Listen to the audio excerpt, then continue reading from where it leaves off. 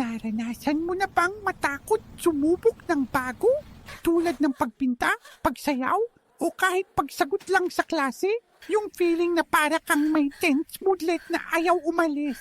Nisip mo kasi, paano kung magkamali ako? O anong iisipin nila?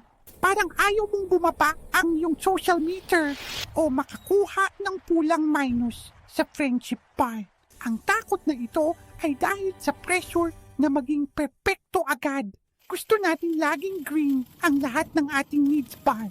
Pero alam mo ba, ang pagkakamali ay hindi game over. Isipin mo na ang bawat pagkakamali ay parang isang skill point. Hindi mo agad matututunan ang isang skill sa unang subok, diba?